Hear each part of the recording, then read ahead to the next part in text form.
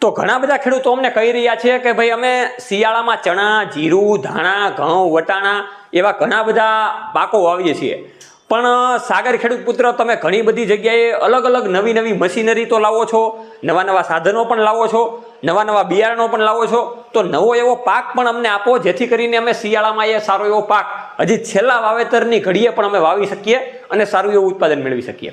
તો એની માટેનો પાક એટલે કે અશ્વગંધાની ખેતી, એક એવા મૂળિયાની ખેતી કે જે ઓછા ખર્ચે આપણને ખૂબ સારું એવું વધારે ઉત્પાદન આપી શકે એવી ખેતી એટલે કે અશ્વગંધાની ખેતી. આ અશ્વગંધાની ખેતીનો ઉપયોગ ઘણી બધી રીતે ઓર્ગેનિક દવામાં અને હર્બલ લાઈફની ઘણી બધી વસ્તુઓમાં પણ વપરાય છે. તો વાવણી પદ્ધતિથી લઈને કાપણી સુધીની તમામ માહિતી આપણે મેળવવાની છે. સૌપ્રથમ આપ સૌ ખેડૂત પુત્રને સાગર રાસડિયા ખેડૂત પુત્રના વંદન અભિનંદન કે તમે આપણા પ્લેટફોર્મમાં વિડીયો જોઈ રહ્યા છો. જે નવા ખેડૂતો હોય એના માટે એ જ કહેવું છે કે ભાઈ તમે ફેસબુકમાં નવા હોય, બીજા અન્ય પ્લેટફોર્મમાં નવા હોય તો આપણા પ્લેટફોર્મને ફોલો કરી દેજો જેથી કરીને તમને ખેતીવાડીની અવારનવાર માહિતી મળતી રહે. તો અશ્વગંધાની ખેતીની આપણે ટૂંકમાં વાતચીત કરીએ તો ગુજરાતમાં ઘણા બધા ખેડૂતો ધીરે ધીરે કરતા આવ્યા છે. એમાં 2024માંથી ધીરે ધીરે ઘણા બધા ખેડૂતોએ અશ્વગંધાની ખેતી કરેલી છે. આપણા રાજ્યની અંદર રાજકોટ, જુનાગઢ, ભાવનગર અને કચ્છ જેવા વિસ્તારોમાં આ પ્રકારની ખેડૂતો ખેતી કરી રહ્યા છે. જે રીતના અમને ડેટા મળ્યો છે એ રીતના વાત કરીએ કે ભાઈ જમીન કેવી હોવી જોઈએ અશ્વગંધાની ખેતી કરવા માટે, તો મધ્યમ ગોરાડું, કાળી જમીન, પાણી ભરાતી હોય એવી જમીન પણ ચાલે છે. બીજી આપણે વાત કરીએ તો લાલ જમીન જે માટી હોય એ પણ આ ખેતીને વધારે માફક આવે છે. તો આ પ્રકારની જમીન આપણા સૌરાષ્ટ્રમાં છે અને થઈ શકે તેમ છે.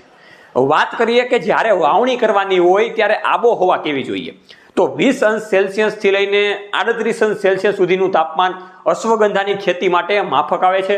એટલે શિયાળામાં આને ચેરી તરીકે પણ ઓળખવામાં આવે છે. તો આ ખેતીમાં આપણે અત્યારે નવેમ્બર મહિનામાં વાવેતર જો કરીએ તો ખૂબ સારું રીતના આપણને રિઝલ્ટ મળે છે અને સારો એવો ઉગાવો પણ આવે છે. બીજ દરની ખેડૂતો આપણે વાત કરીએ તો 1 એકરની 1 હેક્ટરની અંદર એટલે આપણે વીઘાની ગણતરી માટે આપણે મેળવીએ તો 1 વીઘાની અંદર તમારે માત્ર 1 કિલો બિયારણ અશ્વગંધાનું વાવવાનું છે અને ઘણી બધી જગ્યાએ માર્કેટમાંથી પણ મળી જાય છે અને ઓનલાઈન તમારે મંગાવવું હોય તો પણ તમને ગૂગલના રિસર્ચ સેન્ટરમાંથી મળી જાય છે. બીજી આપણે વાત કરીએ કે 1 કિલો બિયારણ આપણે વાવવાનું હોય છે, કેટલા દિવસનો પાક છે એની વાત કરીએ તો 150 થી લઈને 180 દિવસનો પાક છે. બિન પિયત અને પિયત બંને રીતના ખેતી થાય છે કેમ કે પાણી આમાં આપવાનું જ નથી હોતું. હવે આનું વાવેતર કેટલાની જાળીએ કરવું, તો 30ની જાળીએ આપણે વાવેતર કરી શકીએ છીએ. જે રીતના ચણાનું વાવેતર કરીએ એ રીતે ઘણા ખેડૂતોને કરવું હોય તો એ રીતે પણ કરી શકે છે. ત્યાર પછી આપણે વાત કરીએ કે આમાં કેવા કેવા રોગો આવે છે. તો જ્યારે બીજ આપણે વાવીએ ત્યારે એમાં માની લો કે પટ મારીને આપણે બીજ વાવીશું તો અંકુરણ પણ સારું એવું ફૂટશે અને ફૂગનાશકના રોગો ઓછા આવશે.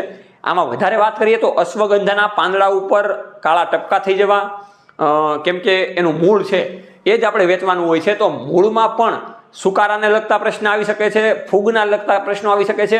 જેના નિયંત્રણ માટે આપણે સારા એવા બેક્ટેરિયા ટ્રાઇકોડર્મા, સુડોમોનાસ વિરિડી એનો પણ ઉપયોગ કરી શકીએ છીએ. ત્યાર પછી જે પાંદડા ઉપર રોગો આવે એમાં જૈવિક દવાઓનો પણ ઉપયોગ કરી શકીએ છીએ. એટલે વધારેમાં વધારે ફૂગનાશક રોગો અને બેક્ટેરિયાનો ઉપયોગ આપણે કરી શકીએ છીએ જેથી કરીને રોગો સામે આપણે નિયંત્રણ મેળવી શકીએ. ધીરે ધીરે પાણી કેવી રીતના આપવું એની વાત કરીએ તો જ્યારે અશ્વગંધાના છોડ ઉગી જાય છે એ પછી આપણે 1 પાન આપ્યા પછી એટલે કે ઉગી ગયા પછી 30 થી 35 દિવસ પછી પાણી આપવાનું હોય છે. એટલે આમાં વધારે પાણી આપવાની જરૂર રહેતી નથી અને માત્ર 3 થી 4 પિયતની અંદર આ અશ્વગંધાનો પાક તૈયાર થઈ જાય છે. હવે ધીરે ધીરે જ્યારે અશ્વગંધાનો પાક તૈયાર થઈ જાય ત્યારે આપણે કેમ ખબર પડે કે ભાઈ આ પાક પાકી ગયો, તો જ્યારે અશ્વગંધાના પાકના અંદાજે દિવસો 140-150 આજુબાજુ થઈ જાય ત્યારે પાક પીળો પડી જાય છે, પાંદડા ખરવાની શક્યતા વધી જાય છે. ત્યારે આપણે એવું માની લેવાનું કે ભાઈ પાક પાકી ગયો છે. ત્યારે લણણીની વાત આપણે કરીએ ત્યારે હાર્વેસ્ટિંગમાં આપણે એના છોડ એટલે કે મૂળ ઉપાડવાના હોય છે અને મૂળ ઉપાડીને પાન દૂર કરીને છેલ્લે જે એના મૂળ જાડા પ્રકારના હોય એ રાખવાના હોય છે. બજાર ભાવની આપણે વાત ખેડૂતો કરીએ તો મેઇન તો ઉત્પાદન પહેલા કેટલું આવે એની આપણે વાત કરીએ તો 1 વીઘા દીઠ આપણને 10 થી 12 મણનું ઉત્પાદન આવી શકે તેવું છે. માર્કેટમાં એના બજાર ભાવની વાત કરીએ તો ખૂબ સારા એવા બજાર ભાવ મળે છે. એમાં બજાર ભાવની આપણે વાત કરીએ તો 1 કિલોના 200 રૂપિયા આજુબાજુથી લઈને 250 રૂપિયા આજુબાજુ પણ આપણને મળવા પાત્ર થાય છે. એટલે નીચામાં નીચી બજાર 100, 150, 200 થી લઈને 250 રૂપિયા સુધીની મળે છે 1 કિલોની. તો આપણે 1 મણની વાત કરીએ 200 રૂપિયાના ભાવે લેખે તો 2 દુને 4 એટલે કે 2000 રૂપિયાથી લઈને આપણને 4000 રૂપિયાનો 1 વીઘો 1 મણ થાય છે. એટલે 1 મણની આપણે વાત કરીએ તો ખૂબ સારા એવા ભાવતાલ આપણને એમાં જોવા મળે છે.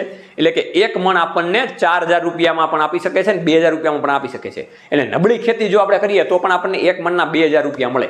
તો આ રીતની અશ્વગંધાની ખેતીની આપણે વાત કરી રહ્યા છીએ, જેમાં ખેતીના ખર્ચની વાત કરીએ તો ખૂબ ઓછો ખર્ચ થાય છે અને બજાર ભાવ આ રીતના સારા એવા મળે છે.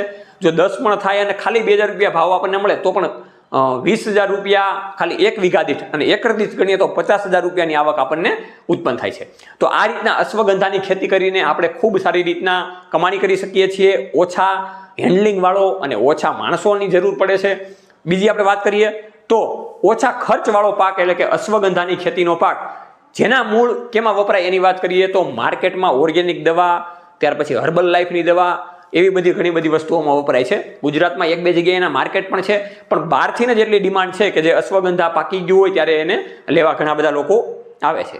તો આ રીતના ખેડૂતો આપણે અશ્વગંધાની ખેતી વિશેની વાતચીત કરવાની હતી. હરહંમેશને માટે ખેડૂતો માટે અવારનવાર માહિતી આપણે આપતા રહીશું. જય જવાન જય કિસાન આ બંને છે આપણા દેશની શાન. ખેડૂત છે તો જગત છે.